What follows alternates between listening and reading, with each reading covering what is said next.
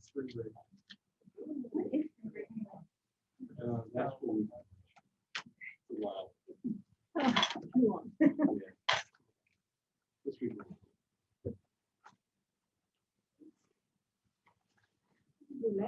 Yeah, it's okay. I was working out and I popped it off and I tore my meniscus, so that's the way it happens.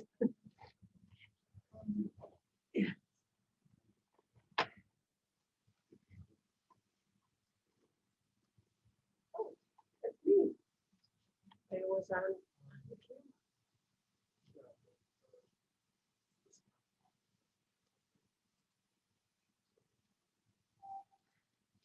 I didn't expect to see you, Shady. I was thinking, oh, you can take the night off tonight. You what? Yeah. Well, that's very good of you. Especially when you could be home in a nice house. Which is, did I see you move?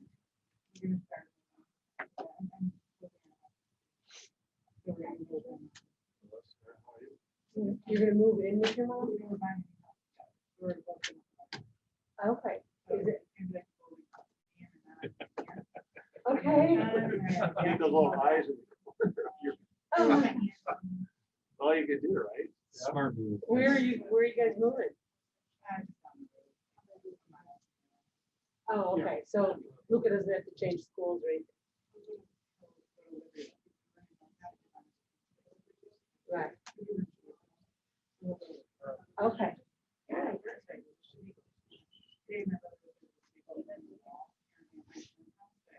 Yeah.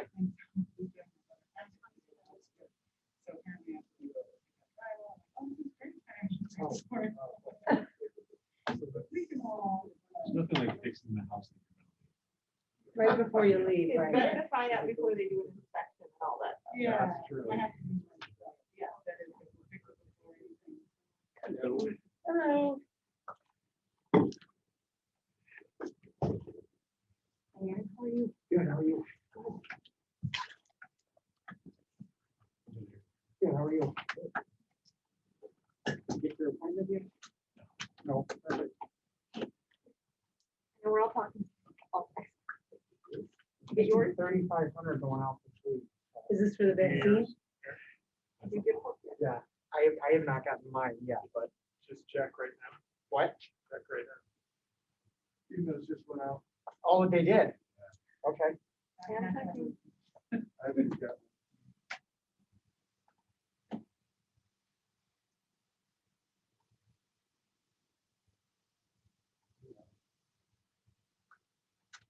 I was hoping they had me on there because nobody. I'm immune. Yeah. I was able to log in, and, I got my first selected appointment. I got it tomorrow night. Not me. I mean, No, not me. Well, based on when I registered, I was thinking I would be like the second or third week. Are you a 1B? Yeah, Yeah. but they're doing it in the order people register, and I didn't register on the very first week. Everybody that went last week registered on the first day. yeah, I didn't register the first name either. And then I got a thing from Walgreens to register this morning, but their site crashed, so I couldn't get in. Oh, really? Yeah. Yeah, we're getting them at work, so I'll probably get my first one Thursday or Friday. Nice. Yeah.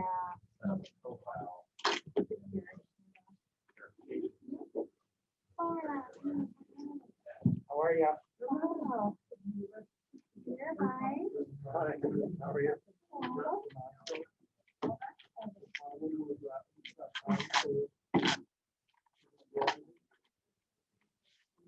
Did you see that pickup truck that went off the highway and dropped 70 feet in Milwaukee? You know where they got that big spaghetti bowl?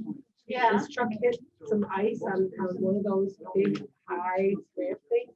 And he went off over the edge and it flew to 70 feet down. He's fine. You can see the video. No. I'm always afraid when I drive there. I hate driving. I'm Yeah. like, why do we put everything so fast? Yes, it's so high. You're gonna go off the edge of the cliff. Yeah. That's what he did. Actually, it was a really positive. I get really panicked. I'm actually I trying do to too. I hate driving the ice up there, like in summer, fun. Yeah. When our PTA started doing Apparently it, the started ice at forms on the underside and the top side. 21st of every month to do something. And they just made it so Yeah. early. There's always a curve. But yeah, we're starting to get. Right, you wanna go, you wanna think there's gotta be some Especially now, because engineering Wake Forest is that they're gonna have. fix They're gonna have it at like 3 or 4 different locations. Yeah.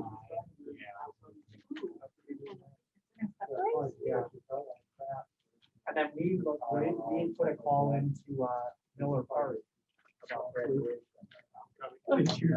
Wow, Miller Park. that's far. Miller Park? Why? Well, we have like 10,000 people. come to our graduation. 10,000? Yeah. Well, how many in your graduating class?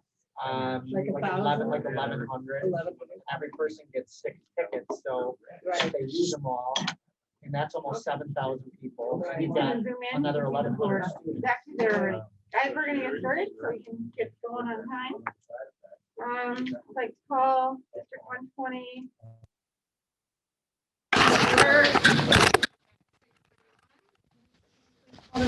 Davalos? Here.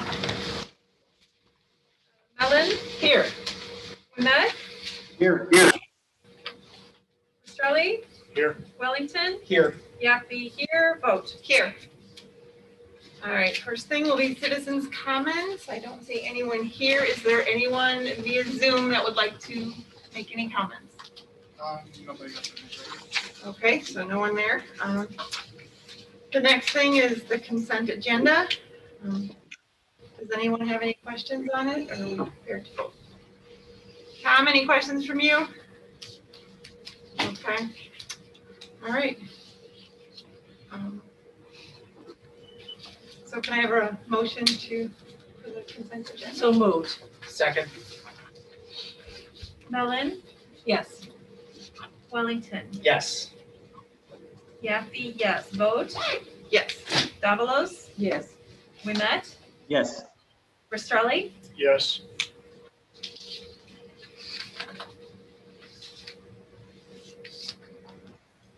All right, the next thing, did anyone have any questions from the board packet that you needed to have answered or didn't get in time to call Kevin? No? Tom, are you good? Got the thumbs up, okay? All right, so the next thing will be the District 120 report. We will now hear the report from the business office. Go Andy. Pretty cold tonight, you can tell. I've been having budget withdrawal symptoms. All right, tonight we're going to talk a little bit about the enrollment study that we had given out to you guys. I've been in this business long enough that I've seen trends in enrollment studies come and go. When I first was in this business back in the late 90s and early 2000s, we were doing enrollment projections every 2 to 3 years. And that's because, as any of you who have lived around here for a long time have known, that housing was just going crazy around here at those times of year. And I was working at Fremont at the time, and we were adding, 100, 200 kids, every couple of years. So it was growing like crazy. But that isn't the case anymore. Once the recession hit in 2008, that really just knocked the housing market out, and we haven't seen it recover since. So the last time Mundelein High School did an enrollment projection was year 2013. It was my first year here, and really nothing has changed much since then in terms of enrollment. It's gone down a little bit, but it's stayed pretty steady. If you look through the report, you can see some of the trends from our feeder districts. District 79, of course, has been growing because they've had some big subdivisions that have been having kids that are coming up through the ranks and then hit us eventually. District 75, the last 3 years, has actually seen some turnaround in their numbers. They've had some increases. And that's more from a mature community kind of a perspective. Old guys like me are leaving, new families are coming in with kids. So that's what I think what we're seeing it's not new housing development growth per se, it's really more housing turnover and more families coming in.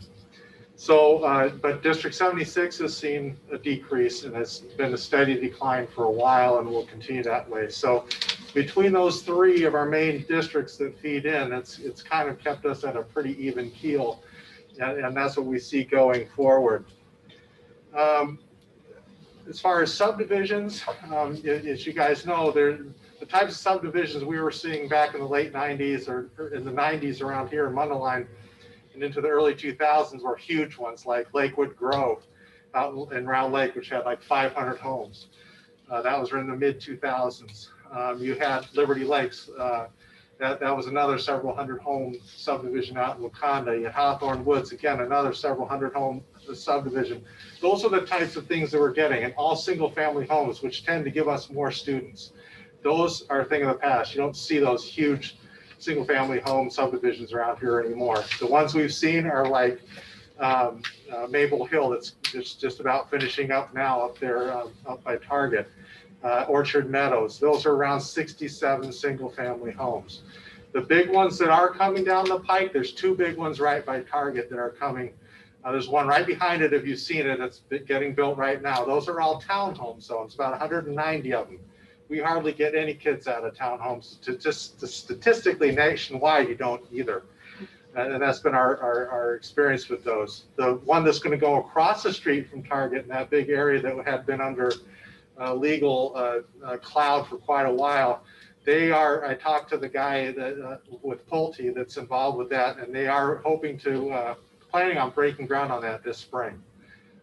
So that's another about 190 homes. And some of them are single family, but the vast majority of them are townhomes and attached houses. So we won't see a whole lot of growth out of those. And those are the biggest ones we are getting these days. They're about 190, whereas as I mentioned before, like Lakewood Grove, that's like 500, Liberty Lakes, 300 or 400, those types, we're not seeing that anymore. And the ones we are getting are not single family homes that generate a lot of students.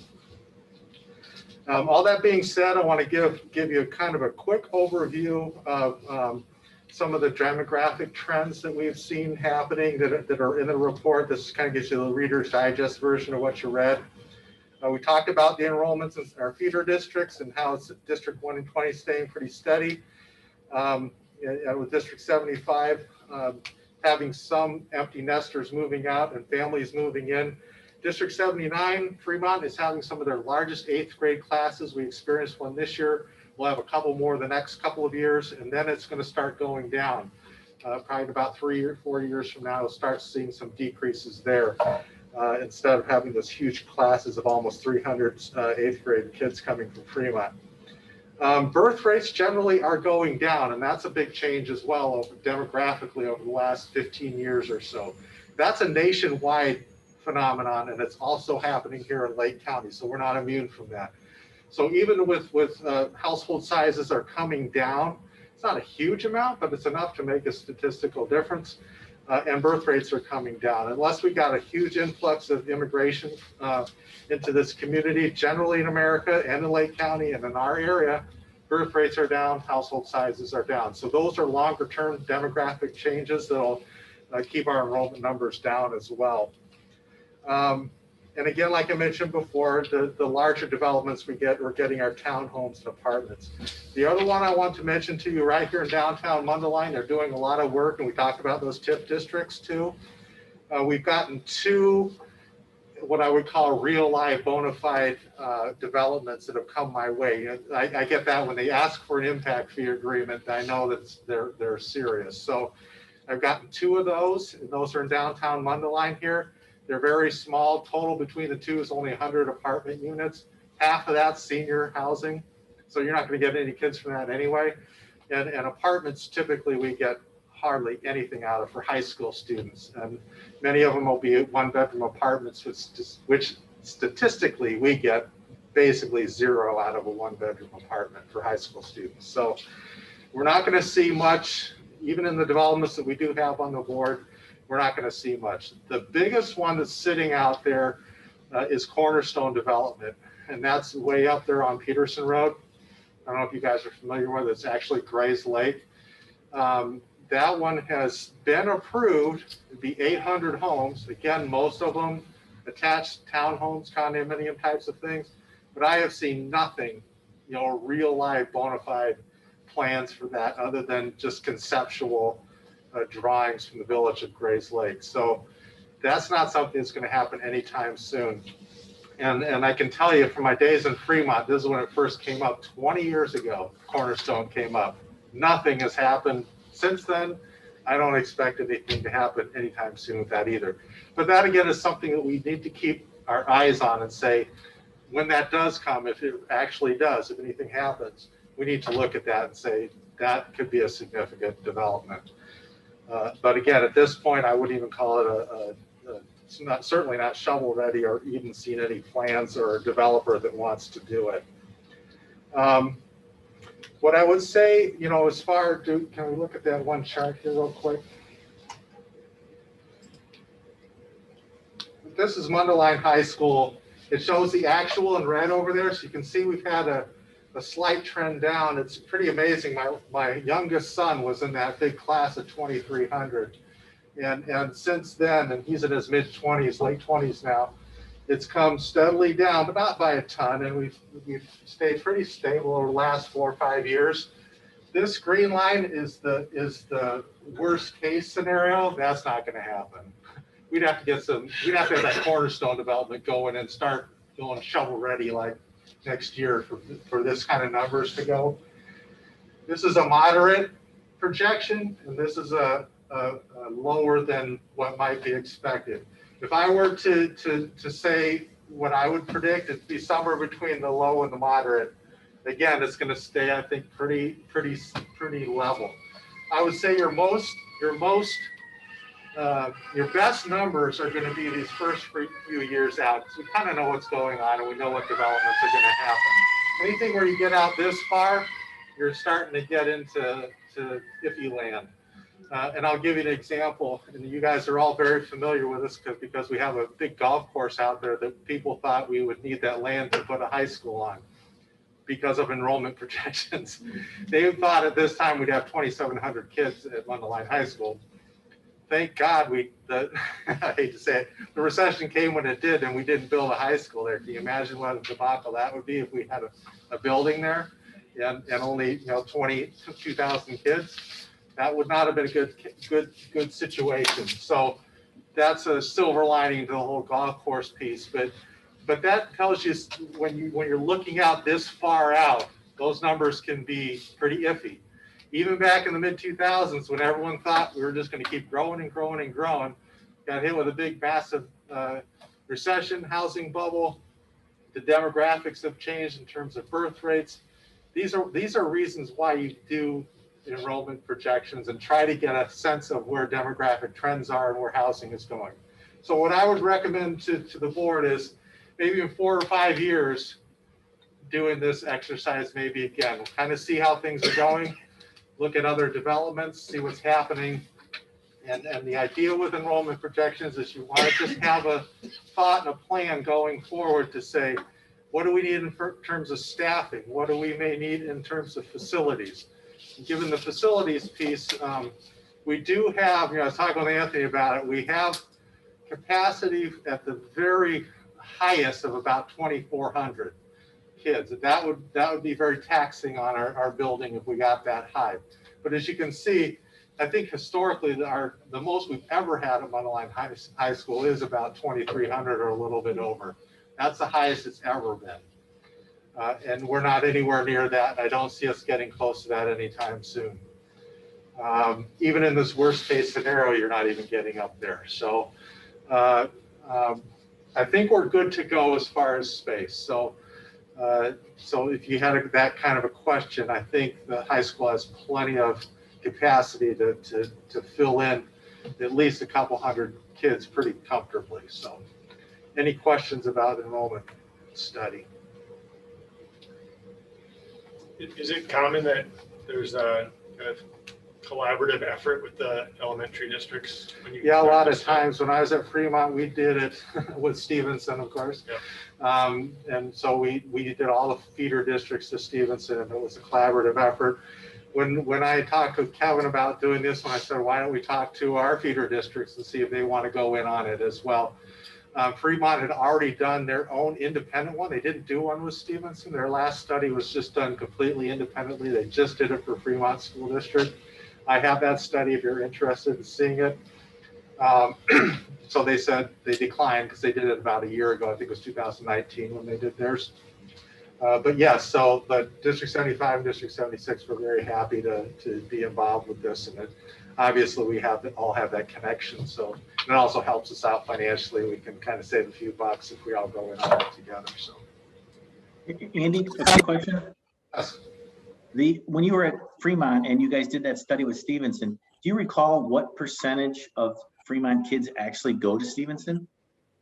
It's very low. Yeah. It is typically around 25%. Oh, it's at least a quarter. Okay. I don't think it's even that high anymore, Tom. I know, I think last year, the year before, it was like 34 kids. Yeah, when I was there, it was about 25%, but that was 10 years ago. So Okay. No, it's very, very telling. Thank you. yep. Okay, any other questions? All right, thank you very much, Andy. Thanks. Good to know where we're headed. Okay, the next presentation will be the superintendent's office. Yep, up first is going to be Dr. Kroll to go over the calendar. All right, good evening. Hello. Tonight I'm bringing to you the 2021-22 and the 2022-23 school calendars for your approval. These calendars are recommendations from the district calendar committee, which is made up of classified, certified staff, and administration. The committee coordinated with D75 and shared our calendars with the surrounding districts to ensure some continuity, so that we were at least making sure that our breaks are the same, and so that the common links are always alike. In both calendars, our winter breaks and our spring breaks will be identical to these surrounding districts. In addition, our starting date and at least half of our Teacher Institute days are going to be aligned with D75.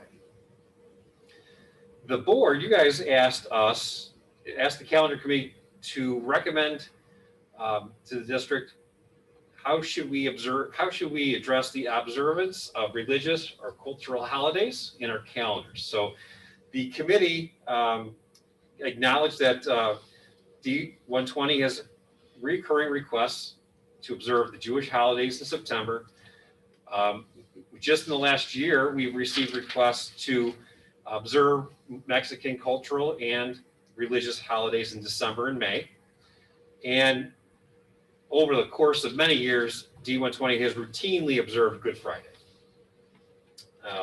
Tonight, the calendar committee recommends to you not to observe any cultural or religious holidays in any of our school calendars, but rather than to observe them all, or to reserve them or to observe them unevenly, some and not others. So these calendars are different, as you will see that we are always in session on Good Friday, which is April 15th in 2022 and April 7th in 2023. The calendar committee was also weary about creating criteria to evaluate requests for observing different cultural holidays and religious holidays. They didn't want to get into evaluating the significance of those holidays. They didn't want to see weighing of the holiday by how many students would be observing it either. So they felt that it was best to just not observe any and allow students and staff to observe the ones they feel that they would like to observe, and continue to remind staff, as we routinely have done, that on these holidays that we offer allowances to our students, that we expand time for their homework to be completed because they're not going to be doing it that night. As an example, that we're not going to have an exam the next morning after their observance of this holiday.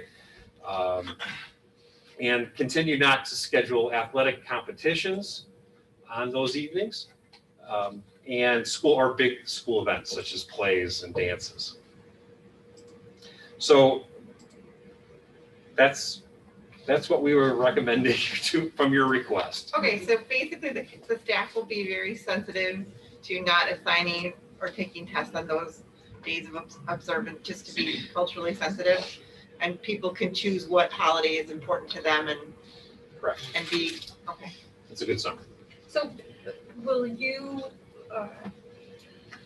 will there be a mechanism by which these ones that we were aware of that are on our radar are captured somewhere so that teachers are recognize that these holidays?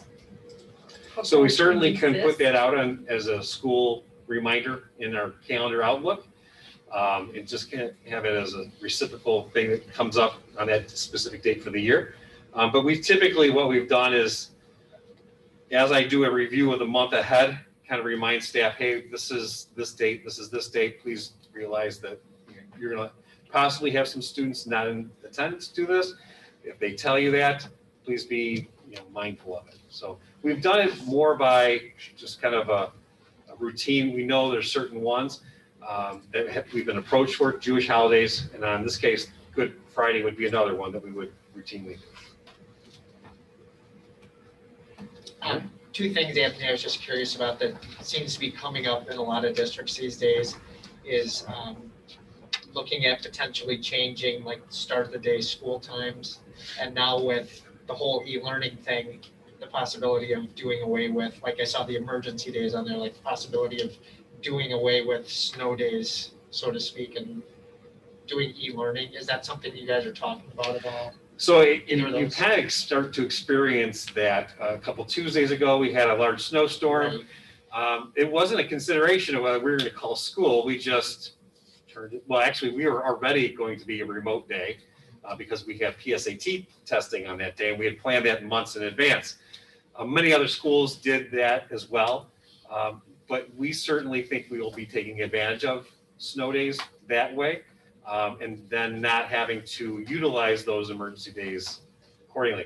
Some places that might be tight, there are past years where we had a snow day right in the middle of semester one final exams.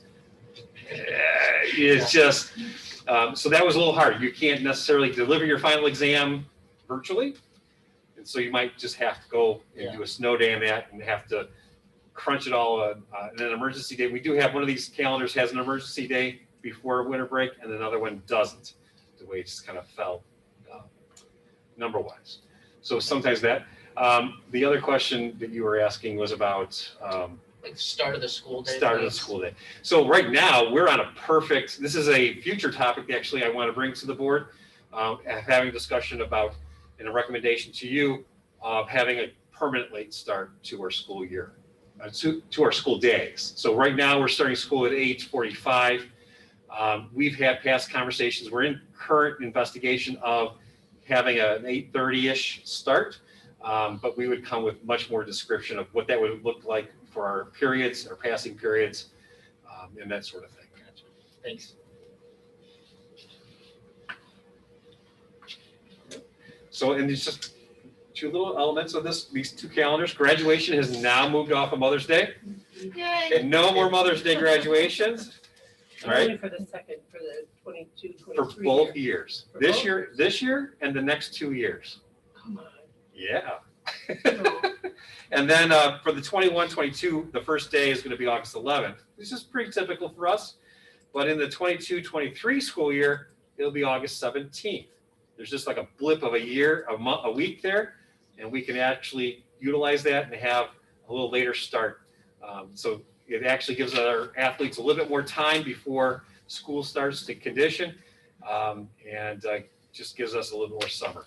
So, all right. Thank you. All right. Thank you. Thank you for taking the time to put that all together.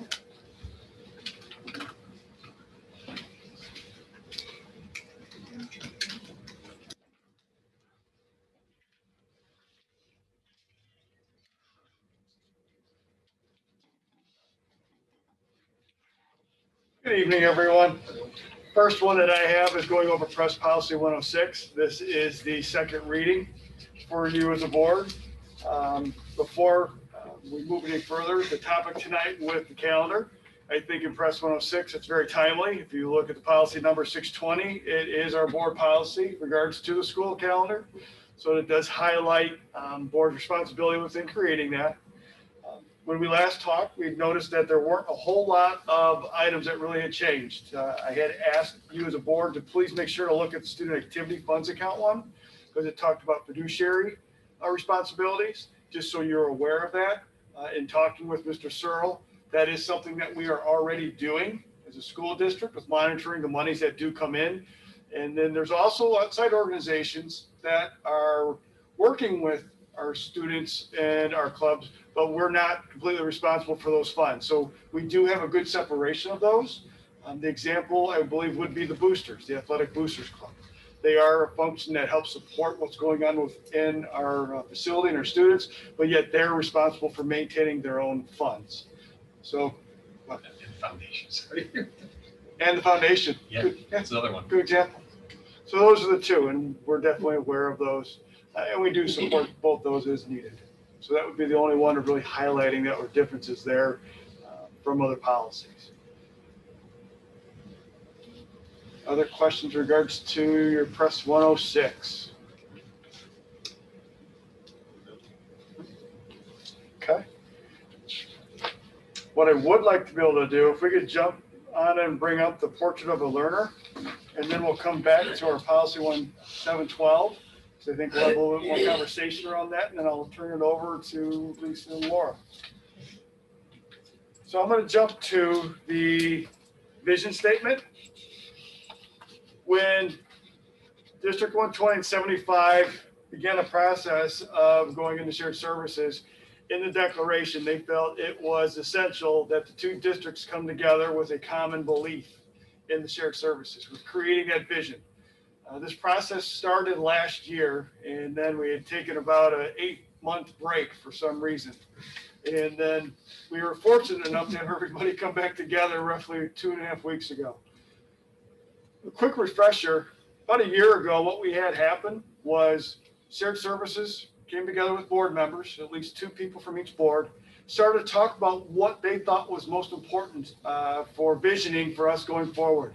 On the administrative side, we were getting together and defining what we thought were some of the characteristics for us that would be essential for our students once they were walking across our stage. And that's why we came up with the term of a portrait of a learner. So we felt what we were going to be able to do is articulate the key words that we want to make sure are throughout all of our grade levels that our students are experiencing, as we as educators are making sure we're helping instill in our students.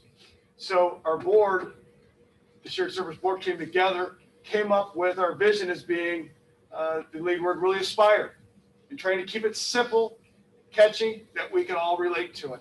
And within that, the portrait of the learner, the key words they have listed are agile, self-assured, proactive, information-seeking, resilient, and empathetic. Those are the qualities that we as a school district and what our shared services group said we want to help really make sure we're fostering. This isn't saying we're not working through mathematics and science and everything else. This is more about the whole child and what we're seeing develop. So when we know we hand them the diploma, we're going to be confident that this is what we've also helped instill in them as individuals as they go out into the world. For this part, the next steps, and then I'll turn over to the shared service groups that participated, but just so you know, next steps, should the board approve this, and I do need both boards to approve it, this will go to each of the building principals. They will then start working with their teams, and they're going to be able to articulate how each of those things, items, are within our curriculum, or how we do those through clubs and activities to reach all of our students before they walk across the stage. And then that's going to be attached to that so that it's a living document for us. Anybody can come in at any time and say, you know what, I want to see how a 9th grader is being proactive instilled in them. What are we doing as an organization to help foster that? And that you're going to be able to see that. That's how we're envisioning this take place. So this just isn't going to be a document we put in a book and we throw it on the shelf until another 5 years. So with that, I'd like to ask the board members to participate in the process. If you'd like to share part of the process or what came out of this for you as an individual and for us as a board.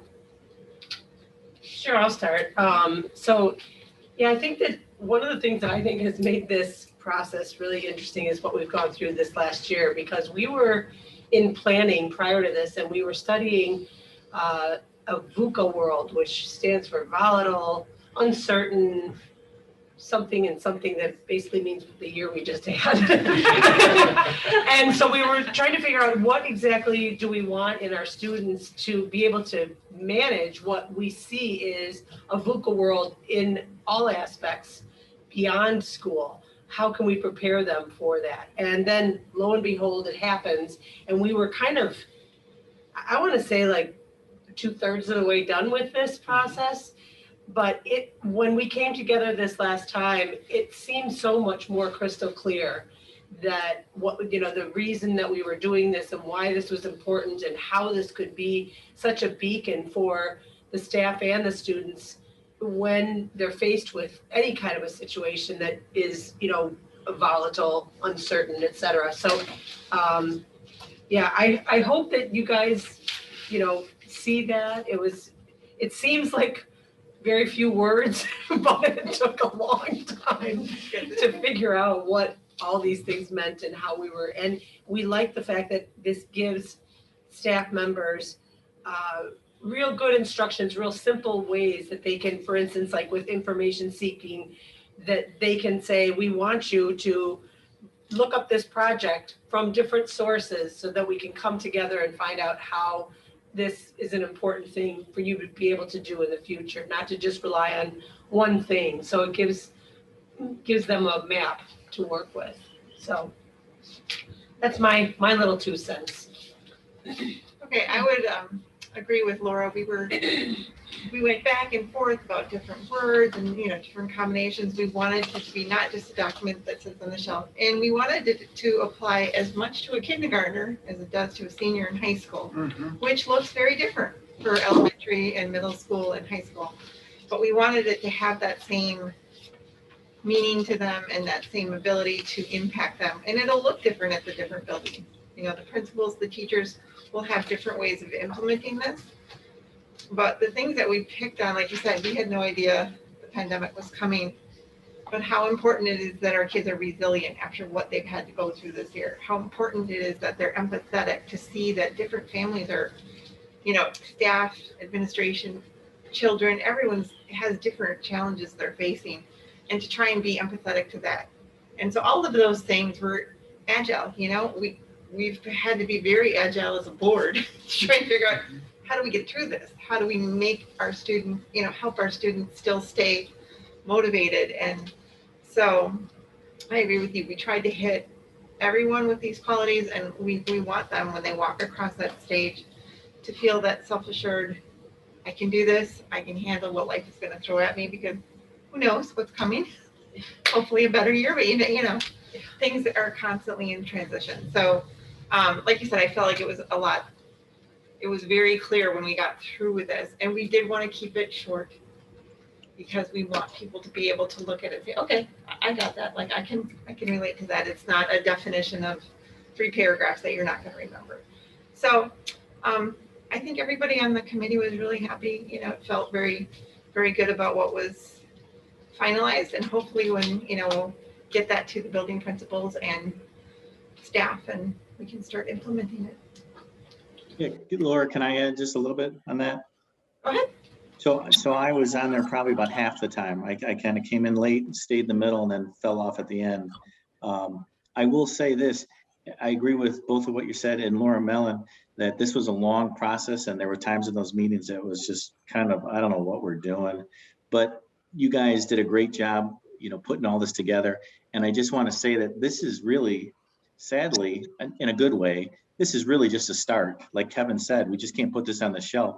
You want to be able to tie in that Washington student and the MG student feel just as connected to the MHS student So it's a work in progress that needs to stay, because that's what's really going to separate us, from other school districts, is that 75 and 120 work so well together, staff, boards, and administration. And then that's what's going to bring in the other school districts in Mundelein to the table because of what you guys did here. And I commend you. This was a great thing to do.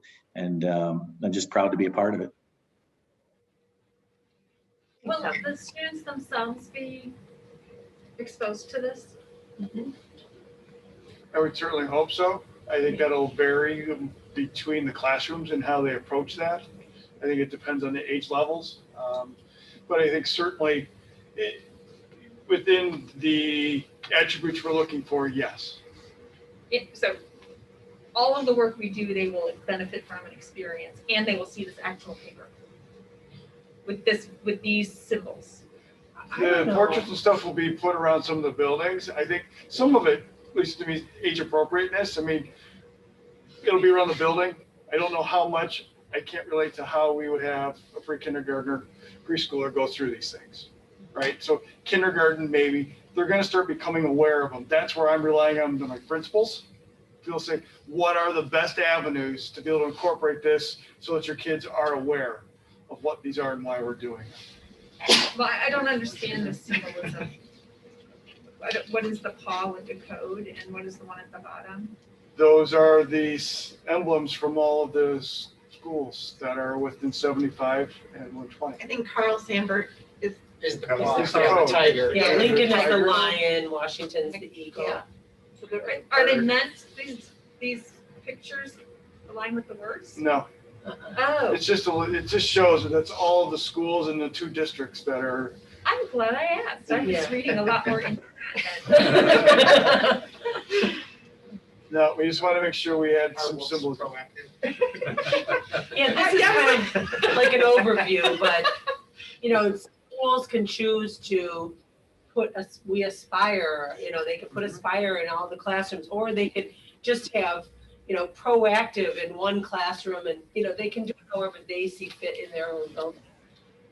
Well, I think the staff will take it as working with younger children, teaching empathy. That, that's something that they may not know what empathetic means, but that's something you help them understand. And maybe by the end of the year, the kindergarten will know what empathy, being empathetic is.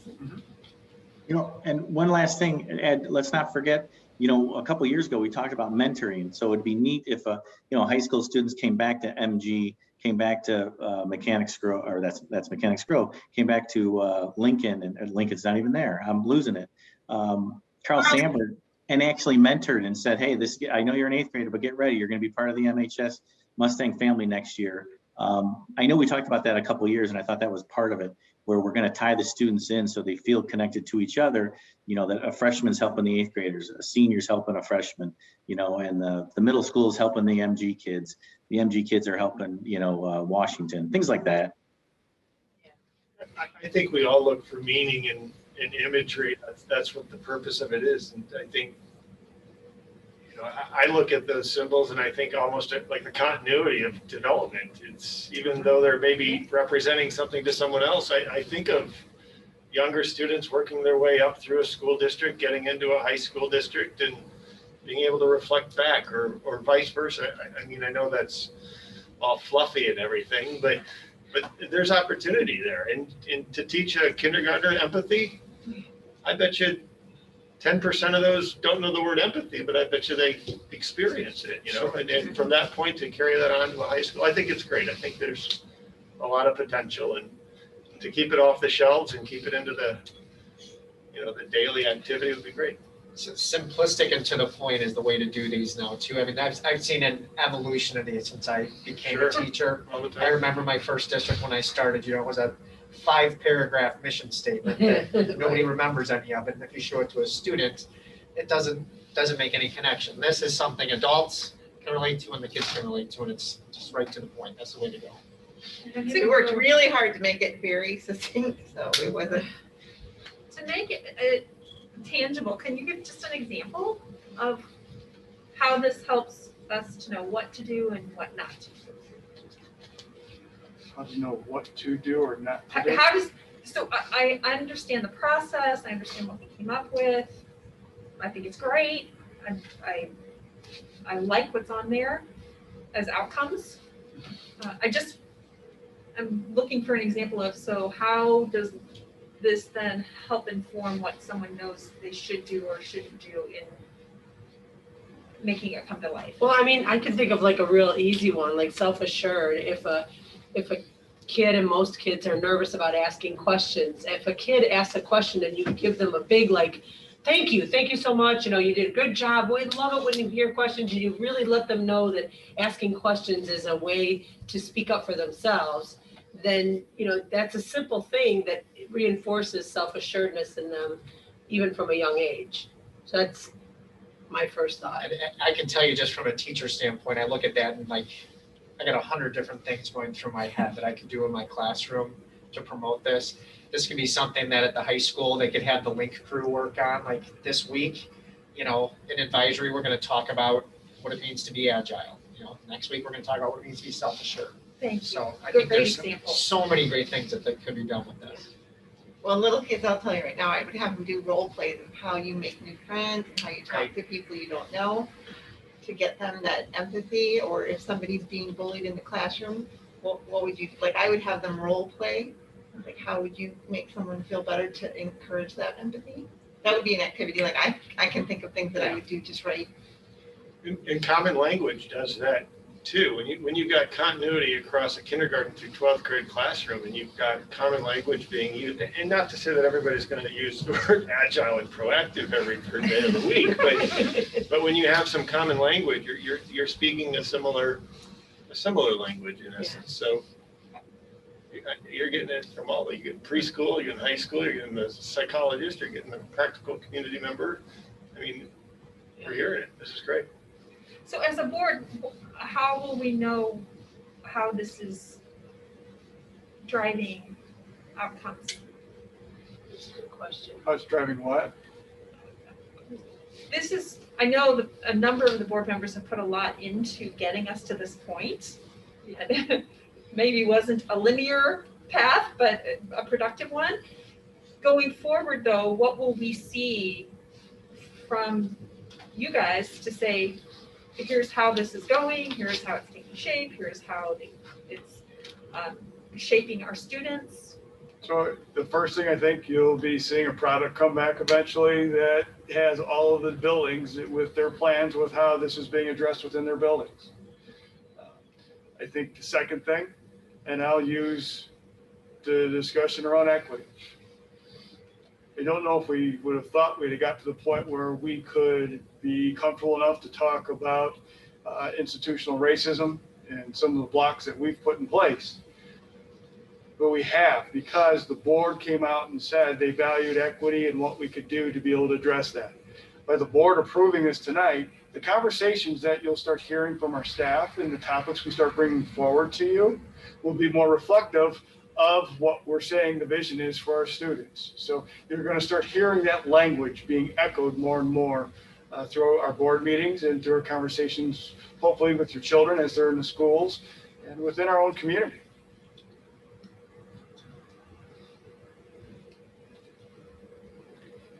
Your questions. I think, hey, Kevin, can I add, one of the things for me at least was when you talk about like Lisa, to answer the kind of question on my end in terms of how do you measure the success of this? I think a lot of this too is what, kind of what the fellow board members have been talking about this, everybody all the schools working together, the principals. But I envision like a teacher at Washington reaching out to maybe other teachers at other schools and saying, my class is really, struggling with reading. Can you send over some of your best readers and to mentor, to volunteer, to help? So by the time those younger Washington students get into MG, their reading skills are better, their math skills are better. So kind of, a teacher's not on an island. They have other teachers in other grades, other buildings that can send over mentors and students that could, raise the students, their confidence in their reading or their math. So things like that, it'd be great. I mean, I'm not a teacher, but it would be nice that if I had some, middle schoolers that really were, unsure of some of their skills, to reach out to a teacher at, District 120 and see if, I can get some help, so that's kind of what I envision. Are you thinking of looking at this document like every year just to see being implemented and seeing if there's any that feel like needs to change or it's not connecting? And looking for what's our role in helping to keep it alive, helping to support it, keep our direction aligned with it. That's what my question. How do we help, hold us as a whole community accountable to it? I also would like to point out that I really like that we say all learners in our community, that it's broader even than just students. It's inclusive of staff and us as a board and parents and the community more broadly. I think that's terrific. Well, I think this is a lot more achievable too when you're going to have kids starting to learn this in kindergarten. When a high school that's a standalone district implements something like this, the kids aren't seeing it until they get to 9th grade. A lot of our students are going to be seeing this, first day they walk into kindergarten all the way through. I think that's going to have an impact too. One thing that I observed about it is what it doesn't say is we're about making the grade, whatever that is. It's not as much performance oriented, like fixed mindset sort of stuff, as it is growth mindset. Mm-hmm. And in that way, I think it's very up to date with what the research says is important in what we sow and reap in our shaping of students.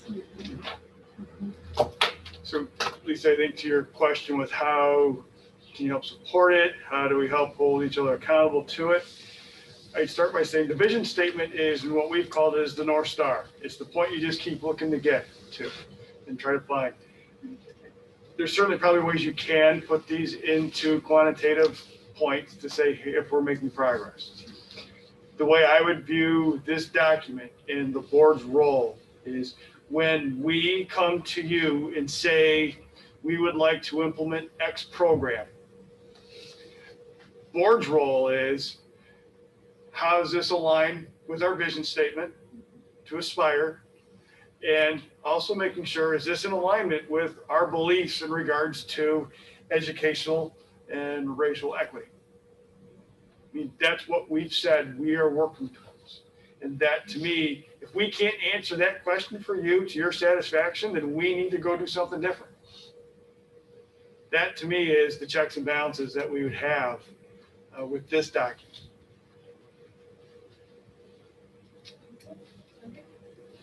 Thank you. Looks great. Thank you, everyone. Thanks. All right. Now, we're getting to the second part, which is Board Policy 712. Racial and educational equity. We've been working on that a little bit. If you remember going back, we had some samples from Evanston and Oak Park River Forest. Lisa and Laura took those two on and had some drafts that they were working on. And we were fortunate enough to have two of our students, Trey Baker and Jordan Miller, also give some input along with Stacy Gorman from a teaching and learning standpoint. And we're at the point for a first reading right now. So Lisa and I've had some opportunities to talk, and I'm going to hand it over to Lisa to be able to go over with where we are right now and where we're going to be heading. Lisa, what? Sure. So I think we have a couple of versions floating around. I don't know if you guys had the opportunity to read the one online. We got this one here in our packets today. Yeah, the one in our packets has comments in here are from Trey and Jordan, who are our student representatives. So that's kind of hot off the presses. The version that you guys had looked at that was online, let me back up. The last time we talked, what has evolved since then and is captured, I think, and posted online for the read today. Laura and I talked. Laura suggested that we make sure that we include in our list of reasons of things that we want to make sure that we're creating equity around is students we are supporting students regardless of their living circumstance, because that was not in there. So I added that in the version that we have online. And then Stacy Gorman was willing to spend a little time with it and helped to clear up a little bit around what does it actually look like in terms, some of the questions we had about, all right, what would this mean in practice and what would it lead to? And gave us some examples of that. And so based on my conversation with her, we were able to tease out a little bit around what are those things that are more policy verbiage versus what are those things that are examples that might be more in the practices and not show up in the policy. So the version that is online, the one I think, Anna, can you flip down on this one a little bit to the bullets? Yeah.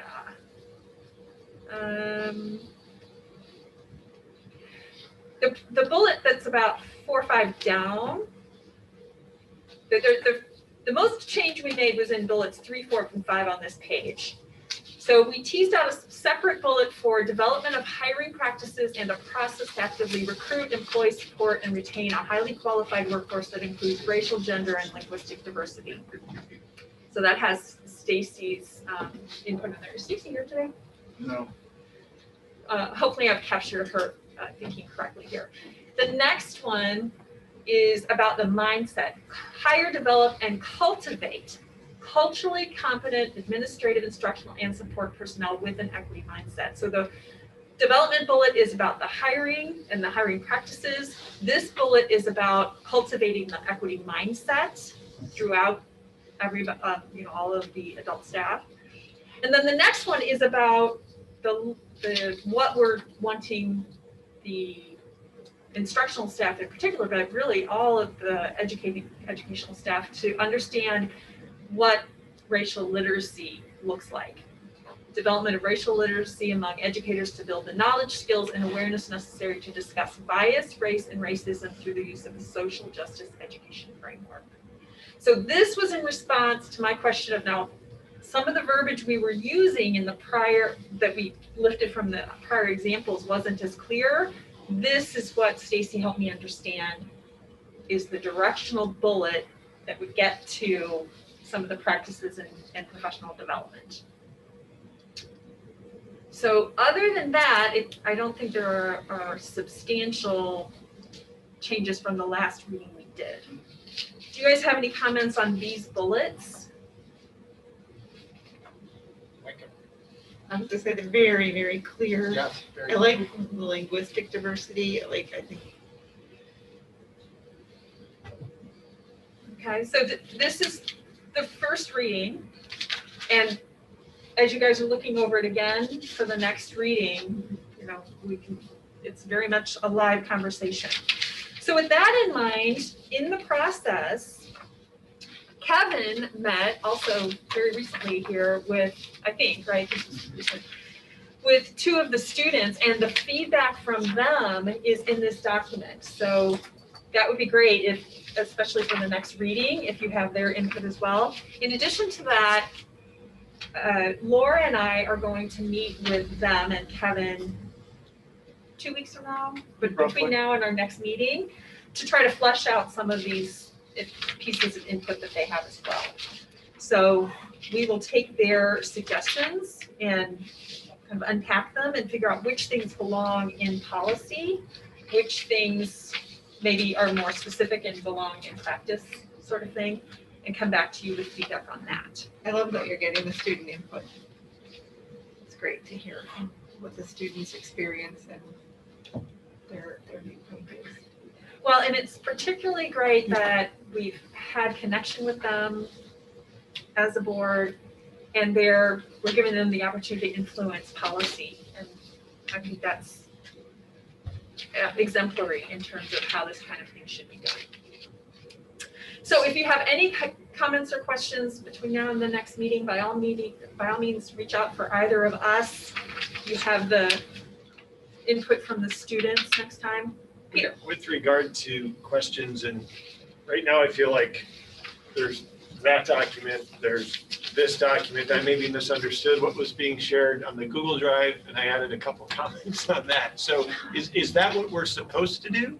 Are you looking at us to access the content that's, or are we supposed to look at this? I don't believe we're supposed to co-create in between meetings. Is that, are we?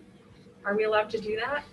You can get feedback, it just can't be responses going back and forth, so Okay. you couldn't have Peter email you with this suggestion and then you email each of the other board members individually saying, what do you think about Peter's suggestion? So if you as a board have suggestions based off of the reading of either policy, please identify it as policy 1 or 2 somehow. Okay. And then please forward that suggestion you'd have to Lisa or Laura. Peter, is there anything you want to share with us as a group tonight? No, I mean, I would have to pull open whatever the document was I was looking, because I thought it was a little different than this, but I think it was some of the verbiage early on in the I can look at it and give them.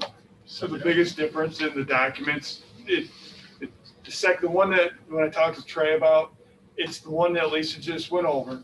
The only changes are in red. A majority of the statements are administrative procedures, and you'll know that because within the first sentence, it usually refers to procedures.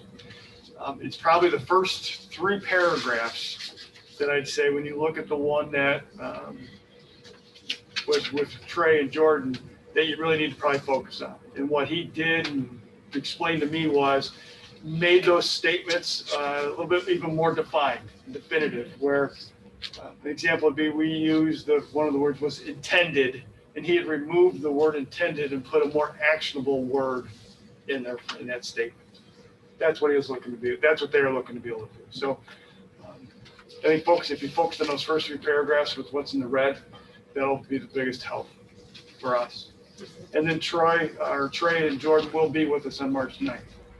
So they'll be able to go through some of their thoughts and reasonings for the types of feedback they did provide us. And we will document.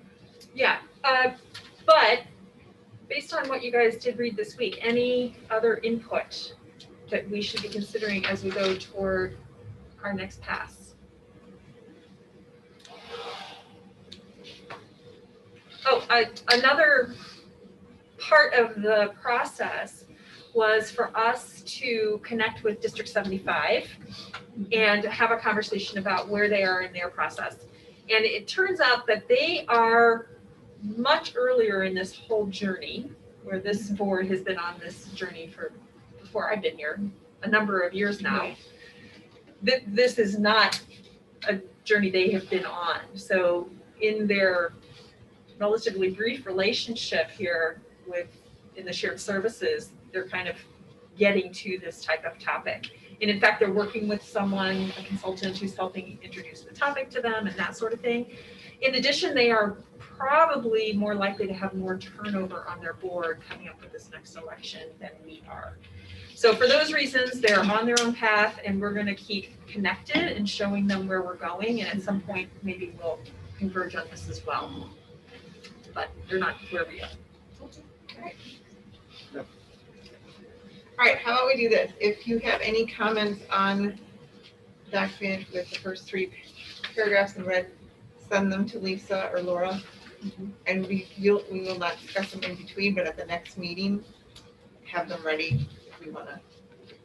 Well, we can talk to anyone. I just don't think, we just can't go back and forth. In the document. But I will look at your notes. Okay. And anything else you were hoping for out of that conversation, Kevin? Well done. No, the document looks great. It's nice to see where we're heading, and I love that we got student input, and we're moving forward. I think it's, I think it's a little difficult, but this is what we're asking, is to view this from the lens of, like, we all are victims of this, racism that's because of the system that we're in. So it's really hard to remove that when you're looking at this document, but that's what we are hoping, is that you can remove that piece and I don't know if I'm describing this well. To be able to see this in a way that really is reflective of what we're trying to create, which is a new way of looking at all of this equity and in a fresh way, so that we can change some of our own institutional biases in creating this document that will then foster that from here on in. And I think it's hard to not have some of that in your head when you're looking at it. So I just encourage you to work with that. Anybody wants a book to read, it's called White Fragility. I would recommend it because it does help you understand not to be defensive, because a certain mindset that we've brought up, you may not have questions, but that book helps you understand why you need to question it. And just so it helps, we're meeting on the 25th with the group. So if you do have feedback, please get that in. I think no later than the 23rd of February to Lisa or Laura. So it can be compiled and then brought to the meeting that we're having with our students on the 25th.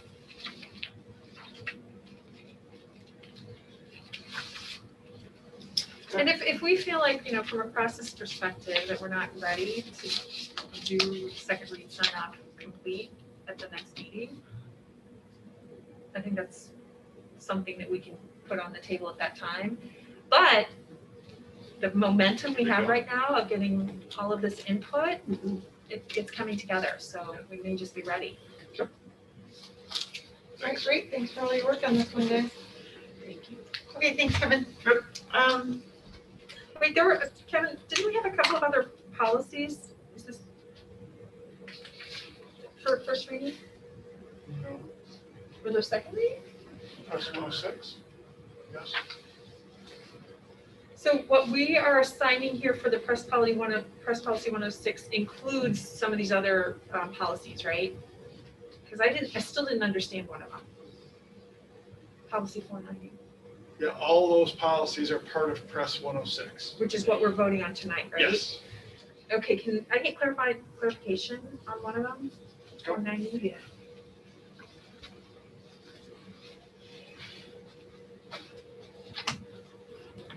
Is that who they're referencing as district? Well, and I don't understand the sentence. So in 490, this is about student activity and fiduciary funds. Yes. It says the board upon this. Hang on, I'm just gonna give it to Andy. Fiduciary, Andy. Gesundheit. So the sentences that are highlighted in green, the board upon the superintendent or designee's recommendation also establishes fiduciary funds to be supervised by the superintendent or designee. And then the next sentence, the district has custodial responsibilities for fiduciary funds, but no direct involvement in the management of such funds. I don't understand what we're agreeing to there. I don't understand what it's telling us. Maybe it's the fancy financial language. Yeah, that's a good question. I'll give a stab at it, but it's by no means a legal definition of it. The way we're talking about student activity funds, right? Right. And those are they kind of mixed it up a little bit. They've brought some of that under the recently, like just within the last year, under the umbrella of our regular accounting. So it all gets thrown in, but it's really an accounting mechanism that does that. I'm sure I'm screwing this all up. I'm sorry. Basically, what it's saying is the people who run those funds have a fiduciary responsibility. In other words, they're the main people that are making sure things are done properly. So if somebody is managing an SAF account, they are directly the fiduciary person that's responsible. The district, and it's always been in the past, it's always been totally separate basically from us. I mean, things will run through, I look at it, Myra looks at it. We've always made sure things are copacetic in that regard in terms of accounting. But really the fiduciary responsibility lies with the coach or the administrator, whomever may be actually writing the checks out of that account, taking the money in, handling the cash. They're the fiduciary responsibility. But the custodial part of it is, it's still under the umbrella of the school district. We still can make policy and say, you need to do X, Y, Z, or follow these accounting principles when you're doing it. We're not, is that clear? So the district's custodial responsibilities, that means that the administration, It's still under our umbrella of responsibility. you have custodial responsibilities, but not direct involvement in the management of such funds. Right, exactly. So that's the activity people do. Okay, Yes. that's what And it's it's saying. just the student activity funds. That doesn't mean anything about all our regular accounting, like our salaries and the supply purchases that we do for all of our normal budgeted activities. Because you do have management Yes, responsibilities, direct Absolutely. involvement in those. Okay, absolutely. I now understand what I would be. But I'm not gonna go over to the football coach and say, you shouldn't be buying those football uniforms, or have you thought about this or that in terms of, which pizza store you should be buying pizzas, you get a better deal at Germano's than you get at Bill's, or I'm not gonna get involved in that aspect. They have control over it, Again, I will look at on a general level, and occasionally Myra will bring something to my attention and say, you may want to talk to the coach about this one. Because we still see things coming through, and Myra still balances those accounts every month and looks at them. But I'm not approving any of the purchases like I do for everything else. Yeah, Does that make? it does make sense. I just don't understand, because in the next paragraph, it says the superintendent designee shall be responsible for supervising student activity funds. So I assume that we're doing this in a way that's effective. I don't understand the policy, but I guess that's okay. That's the best I can do without getting into a huge rabbit hole. Okay. If you want to talk further about it, we can, as we solve it. Hopefully that helps a little bit. I know, it's just, Some of it's It's like- custodial, it's management, it's supervisory. Those are kind of the different roles, is what we're talking about, right? and the purpose of this particular policy is to say that the student activity management is different Correct. Yes. than the other ones. Yes. That I understand, and Right. if this says that, then I got it. Right. Thank you. Any other questions? Good, Thank you. thank you.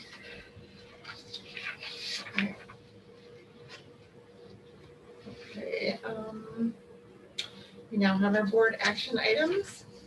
Before we vote on anything, does anybody have any questions? All right, so the first one will be to approve the school calendar for 2021 and 2020, school year 2021, 2022. Recommended motion is that the Board of Education of Mundelein High School District 120 accept the superintendent's recommendation to approve the 2021, 2022 school calendar as presented. Do you have a motion? So moved.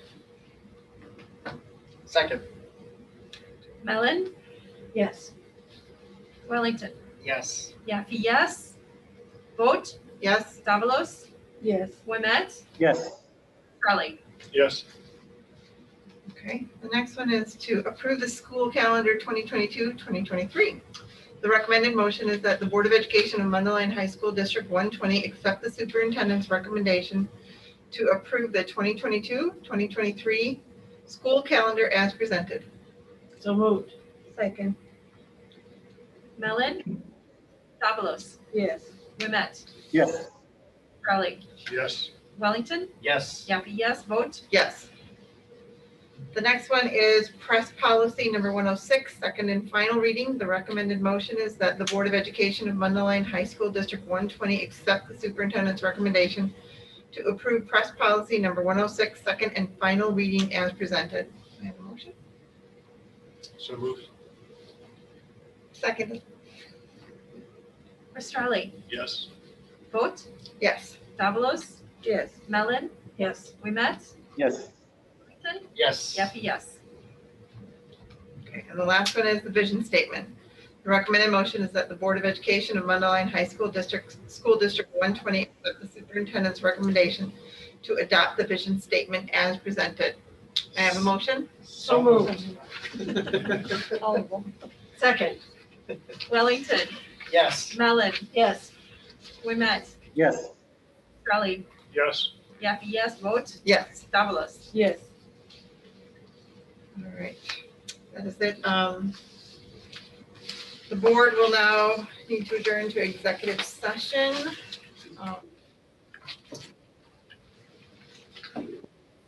For the employment, compensation, discipline, performance, or dismissal of a specific employee of the public body or legal counsel for the public body, including hearing testimony on a complaint lodged against an employee of the public body or against legal counsel for the public body to determine its validity.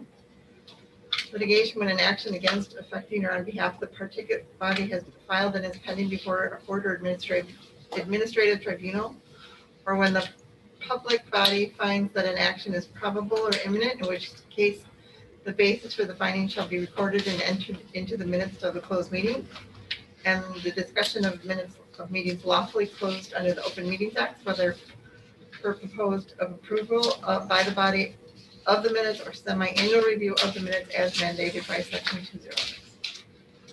So action may be taken as a result of the executive session. So may I have a motion to adjourn and enter into executive session at 7:41? So moved. Second. Wellington, Yes. Australia, Yes. Yaffe, yes, vote, Yes. Davalos, Yes. Mellon, Yes. Wimet. Yes.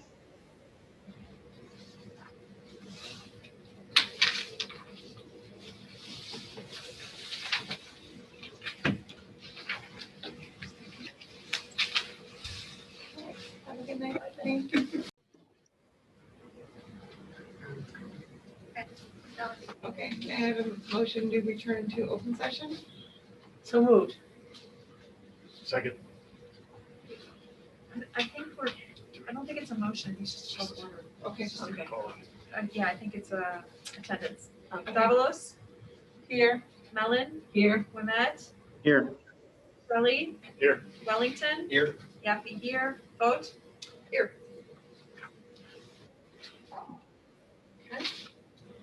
All right, so now we have our last items to approve. The first one will be the superintendent employment contract. The Board of Education of Mundelein High School District 120 motion to approve the goals in the current contract have been satisfied and approve the employment contract between Superintendent Dr. Kevin Myers and the Board of Education of Mundelein Consolidated High School District 120 for the time period from July 1st, 2020 through June 30th, 2025. May I have a motion to approve? So moved. Okay. Australia, Yes. Davalos, Yes. Mellon, Yes. Wimet, Yes. Wellington, Yes. Yaffe, yes, vote, Okay, the next one is the agreement for shared superintendent services. The recommended motion is that the Board of Education of Mundelein High School District 1, School District 120 motion to approve agreement for shared superintendent services between Mundelein Elementary School District 75 and Mundelein Consolidated High School District 120 and Dr. Kevin Myers for the time period from July 1st, 2020 through June 30th, 2025. I have a motion to approve. So moved. Second. Wellington, Yes. Australia, Yes. Yaffe, yes, vote, Yes. Davalos, Yes. Mellon, Yes. Wimet. Yes. Okay, and the last item is the executive session minutes. The recommended motion is that the Board of Education of Mundelein High School District 120 accept the superintendent's recommendation to approve the executive session minutes for January 12th, 2021. So moved. Second. Everyone is so Davos? close. Yes. Wellington? Yes. Yappi, yes. Vogt? Yes. Mellon? Yes. Wimet? Yes. Sterling? Yes. Okay. All right, the last thing is president's prerogative. I'm just gonna bring up a few things. Kind of going back to the hybrid has been going fairly well. Looks like things are moving forward with vaccination. I've heard some people are getting their shots. Any response from your students that have been in school? From anybody? I have 2 very happy kids at home, Okay, nice to hear. How old are yours? junior and a freshman. Excellent. Okay. I had similar reports. I'll make two statements. My boys are loving being back in school. I can't imagine how hard it is for teachers, although I've been told by teachers. But it is. It's extremely challenging right now for teachers, and I just don't think we can forget that. It's a a more complicated juggling act than they've been doing already, and I just appreciate everything they're trying to do. Yeah, I will say I went in to observe a class just to see, kind of get the feel of it, because I went through a tour with Dr. Myers in the building, and the way they brought the students in was very efficient. Security was on it, temperatures were taken, everything really seemed to flow really, really well. But I did go into a classroom and I attended the whole class, and I will echo your statement.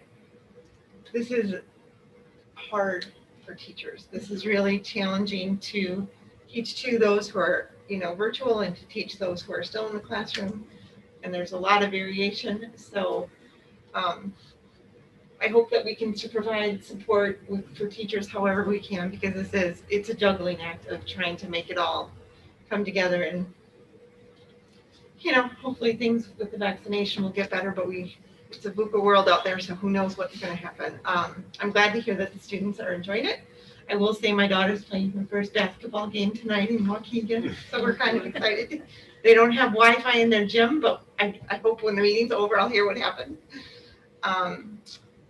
So that being said, those of you who got a chance to go in or will get a chance to go in, it's really nice to see students back in the building. It really, buses in the neighborhood. One other real quick thing, I did visit on 2 occasions and was approached at least 3 times by security, which was excellent, because they were doing their job to make sure that I had gone through proper screenings, and then I think I had gotten past some of them, and they were uncertain if I had been screened, so they then reported me to make sure that I was screened. So Well, it's good that they're doing they're doing it. their job. They're doing their job. Well, and I appreciate it too. My daughter chose to stay remote, but she is playing basketball. And so thanks to Troy and whoever else made sure that they had their blue cards, because the blue card is the way they're tracking, and so that the athletes are going to get blue cards as well, even if they're remote. So that I think that'll help keep the process and contact tracing very accessible and accurate. So that's good. Is that the same as for student activities for kids who are not remote? They still get the blue card? Okay. Yeah, I just think it, because the security was like, where's your blue card? She's like, I don't have a blue card. So that was, one of those little bumps that got fixed very quickly. So I appreciate that. We're just going to move forward and try and, get it more. I see now, just kind of going through it, how important it is if we can get our more kids back. And we have space. You have space. Okay. Starting last week, we were able to identify how many students were not attending. We're following up with families. Reached back out to families to say, are you interested in having your child come back to the school? As of yesterday, I know we had 40 new students joining us in the hybrid. So our goal right now is to get the limit back up to the 550 that we know we can do with social distancing.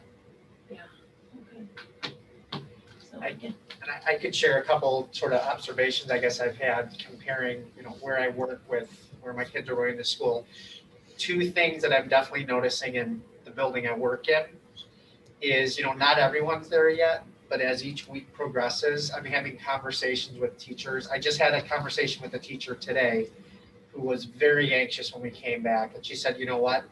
I am in so much better of a place now than I was when we came back a month ago. So I'm starting to get that sense around the building for sure. And then the other one, it sounds like common sense, but the key to making the hybrid work is getting not just kids in the building, but enough kids in the building. The biggest challenge I'm having as a teacher right now is our students have the option of kind of coming and going as Heard about that. they want. And I very often have one student, which is extremely challenging. And some of those one student cases are starting to say, I'm just not gonna come anymore because I'm the only kid that's there. And so I keep asking my kids every time they have, how many kids are in your classes? And it sounds like every class has at least 3 or 4 kids in it, or if not more for the most part. I haven't taught a class yet with more than 3 kids in it. And that's really challenging and makes it really difficult to plan. Like, I want to do labs and things with my students, but if there's only one student there, it makes it a lot more challenging. So I'm so happy. I was really happy to see that the week 2 attendance numbers at Mundelein were almost the same as the week 1. Because the trend that's been happening at a lot of high schools is kids come for a week or 2 weeks, they don't like the experience and they stop coming. And it's only 2 weeks of data, but it looks like at Mundelein that the kids are coming back. So kudos to whatever the teachers are doing in the classrooms, because the kids are wanting to come back. And that's the key. It's not just getting them to start, but getting them to continue coming back. well, and I will say too, I saw classes from 1 to, I think up to 7 or 8. And like you said, I think it's more of a classroom experience, the more kids you have. So it's just nice to see. Now, Lake County numbers, I see we're trending in the right direction as well. Absolutely. So we are looking Positivity's good. down. Yeah. Yep. And incident rate's still higher, but it's still trending down. So, yeah, things keep going this direction. Who knows what happened in February, March. Okay, so I'll add my experience. I also toured the building this morning, and I was so pleased to see how much energy the teachers were bringing to the classrooms, even if they didn't know we were observing, which was great to see. And Anthony was sharing that this week seemed to be higher level of comfort than last week. So that's terrific. We had a sore throat in our house last week, and so I've learned what happens if you have a symptom. And because of that, my kids couldn't come back, but my son we got the COVID test that was appropriately timed, it was negative. I learned that in order to be able to come back, you have to have not only a negative COVID test, but a letter from a nurse or a letter from a doctor. So we had to create a doctor's appointment in time to get them back in the building. And I mean, it's a lot of barriers to getting someone who has a symptom back. And my other child was not allowed to come. So as we were interacting with the nurses on this process, they were like, oh, we have so many students we're following and there's a bunch of this going on. So in addition to everything we're seeing, I think we're also seeing people with symptoms and tests, and the nurses have probably, what they're telling us, a high level of activity going on in terms of tracking families. So, it'll probably even get more complicated as the weeks go by before it gets better. Well, hope they get back in a timely fashion.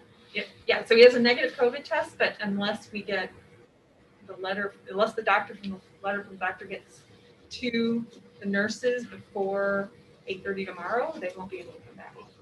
To that point, it's those nurses. I mean, they are keeping this building open, essentially, right? You go down your nurses, you're in trouble. So appreciation extended to those nurses.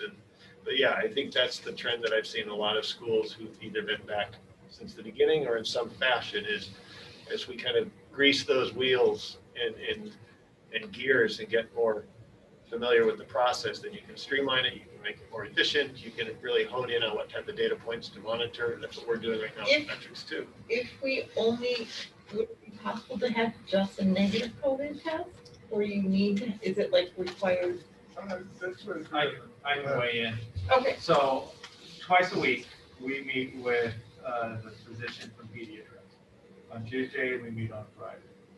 And he is a very staunch supporter of having both a negative COVID test and a doctor identifying that the symptoms are something other than COVID. We recognize that it's a barrier to bring somebody back early, but anytime that we've had an opportunity to make an improved decision, we have gone that direction. Lake County Health Department has said that you only need to have the negative test. You do not have to have the doctor's note as part of it. But as a pediatrician, he and colleagues say that this is the best practice that we can follow to make sure that not only the timing of the test, because that's a big catch too. You have to have the timing in a certain period because you could be exposed to it, but not have enough of the COVID in your system to register positive and negative the next day, be contagious. He has been adamant that this is the best practice that we can follow. It's definitely the most conservative. And that's kind of how we've been approaching things. It is expecting people to go through hoops if they want their kids in the building as soon as possible. well, I'm a person, you wouldn't have insurance, you had to pay for it. Is there a way, like a family wouldn't have insurance, that there would be a doctor available to them that could? I just know, like, if you have insurance, it might be a $20 copay. If you do not have insurance, it could be $150, and for some families, that might be. Right, so this came up today.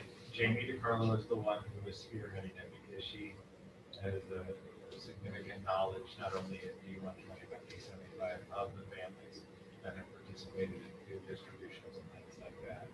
And so her conversations, I was just attendance of the meeting, I didn't lead the conversation, but she has been speaking with Pediatrust to work out an arrangement that if you have a family that does not have the luxuries that many of us do, that they can still see a physician, still get a test, and have that done, so that doesn't serve as a barrier to keep somebody out of school if they don't have access to the service. That's fine. That is terrific. That's great, because I do know different times in my own life I've not had insurance and don't have insurance. Well, and we all work so hard to encourage and support students coming back. We don't want some students to not be able to come back if they want to be here. Okay, all right, thank you, Shane. So other than that, moving forward, let's hope we keep trending in the right direction. Is there anything you guys are concerned about, or? You might need to do a little extra for teacher appreciation or staff appreciation this year. Because I don't think that we do, particularly at the high school level, I don't think we do a whole lot. But Actually, we they wanna do a lot. something. You Oh my gosh, Laura, they actually, Anthony that does some really nice things Okay. for them, and the parent ambassadors have also done, like, they've gotten smoothie days and breakfast, and Anthony really does do some wonderful Okay. things, and the parent ambassador group. Unfortunately, we haven't been able to do those things due to the pandemic, but we could see if there's a possibility of how we could work something in. Yeah. Flowers. Was amazed. Yeah, it's in May, so things It's could nice. look different by then too.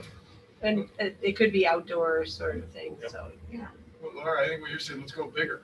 yeah, Yeah, Okay. yeah. because shout out to the teachers, the nurses, all the security Right. staff, for everybody who's been making this. We know it's been a challenge, so Yeah, we want to and make everyone right. feel like Yep. you see what you're doing out there. So, okay, so we can talk about going a little bigger on staff appreciation.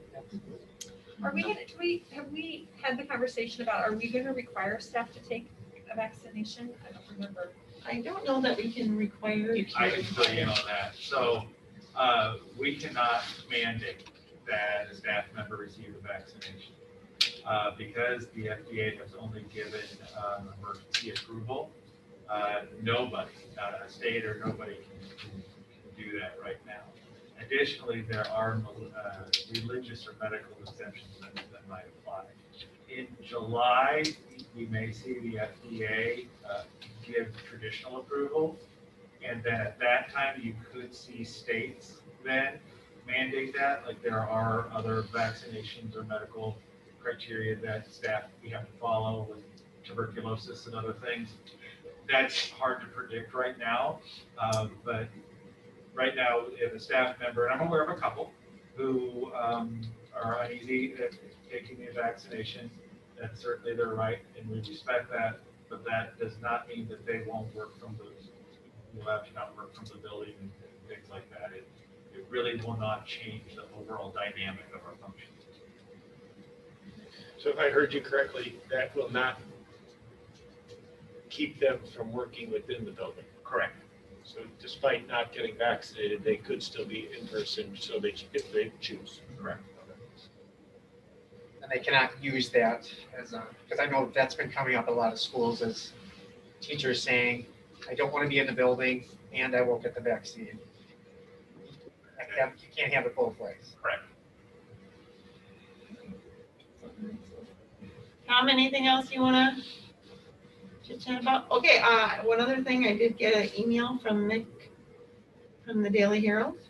So anyone here who's running may be getting that, so fill out your questionnaire, and I don't know that they'll be doing group interviews like they've done in the past, but that is the way to get your information to the voters about what your stand is on issues. So make sure you do that, and if you're doing it for the mayor, make sure your information gets out there as well, mister. I got the email. All right.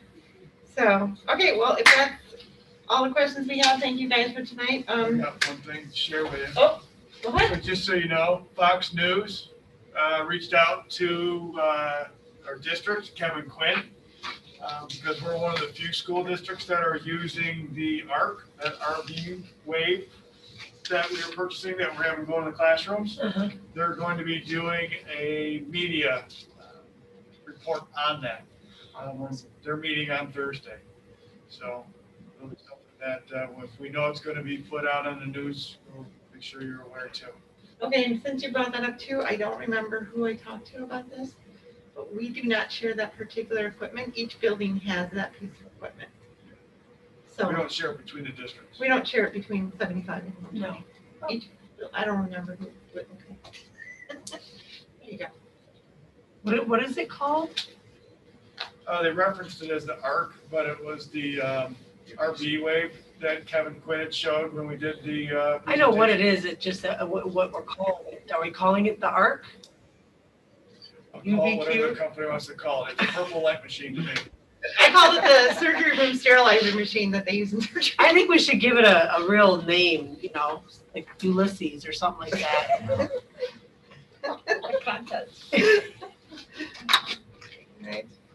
All right, you think of a name, and you come up with a good one. Okay, all right, I think this meeting is, may I have a motion to adjourn the meeting at 8:34? So moved.